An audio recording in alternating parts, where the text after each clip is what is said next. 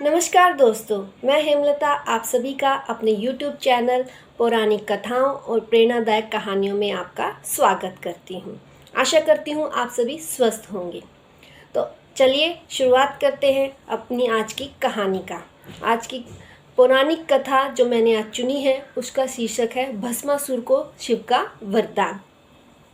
पूर्व काल में भस्मासुर नाम का एक राक्षस हुआ करता था।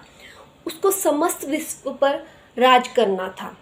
अपने इसी प्रयोजन को सिद्ध करने के लिए उसने भगवान शिव की कठोर तपस्या करनी शुरू की और कई वर्षों की कठोर तपस्या को करने के उपरांत भगवान शिव उसकी तपस्या से प्रसन्न हुए और उसके समक्ष प्रकट हुए और उन्होंने भस्मासुर को वरदान मांगने के लिए कहा।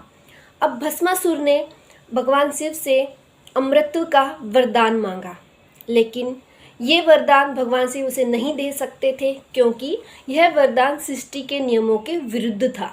तो भगवान शिव ने उनसे कहा कि तुम कोई और वरदान मांग लो।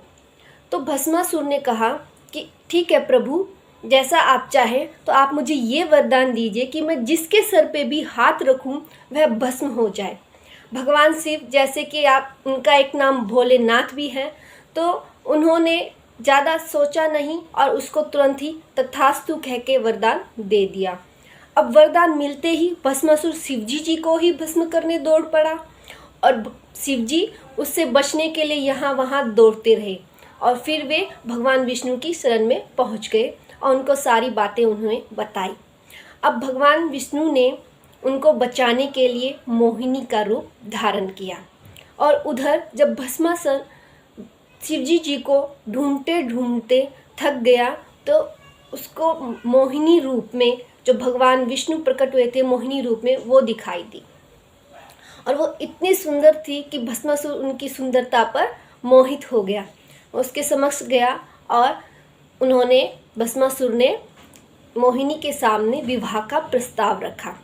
तो मोहिनी ने कहा कि मैं सिर्फ उसी युवक के साथ विवाह करूंगी जो नृत्य में यानी कि नाचने में अच्छा हो, प्रवीण हो। अब भस्मासुर को नृत्य आता नहीं था तो भस्मासुर ने इसमें मोहिनी की ही सहायता मांगी। तो मोहिनी भी तुरंत तैयार हो गई क्योंकि मोहिनी के रूप में तो भगवान विष्णु थे जो शिवजी जी को बचाने आए थे। तो नृत्य करते करते मोहिनी ने अपना हाथ इस मुद्रा में रखा और भस्मासुर ने भी उसको देखते देखते अपना हाथ अपने ही सर पे रख दिया और वह ये भूल गया कि मैंने अभी अभी क्या भगवान शिव से वरदान लिया है और अपने उसी वरदान के कारण ही उसके अपने हाथ सर पे रखते ही वह वहीं पे भस्म हो गया। इस प्रकार से मोहिनी ने भगवान शिव की भस्मासुर से जान बचाई। अब आपने ये कहानी सुनी तो मैं ये बताना चाहूँगी आपको कि क्या सार निकल के आया आज की इस कहानी का। यही सार है इसका कि ज्ञान और दान सुयोग्य पात्र को ही देना चाहिए, नहीं तो मुसीबत अपने पे ही आ जाती है।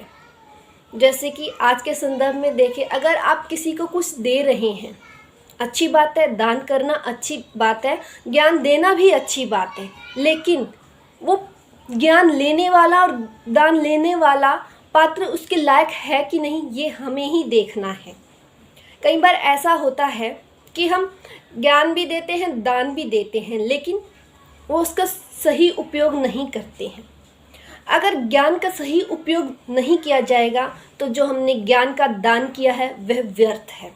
कई लोग उस ज्ञान के दान को आगे नहीं बढ़ाते हैं। जैसे कि अगर आपने किसी को कुछ अच्छा सिखाया है तो वह ज्ञान उस दूसरे व्यक्ति ने अपने तक ही सीमित रखा या उसका लाभ नहीं लिया, उसको अच्छे से सीखा नहीं, अपने जीवन में नहीं उतारा, तो वह व्यक्ति जिसने अपने जीवन में उस ज्ञान के दान को नहीं उतारा है वह सुयोग्य पात्र नहीं है। तो ये हमें ही देखना है कि कौन सुयोग्य पात्र है और कौन नहीं है, और हमें ज्ञान और दान सुयोग्य पात्र को देखकर ही देना चाहिए। उम्मीद करती हूँ आपको आज की कहानी अच्छी लगी होगी। कैसी लगी ये आप मुझे कमेंट करके बताइएगा। मेरे चैनल को लाइक करें, शेयर करें, कमेंट करें और सब्सक्राइब करना ना भूलें। धन्यवाद।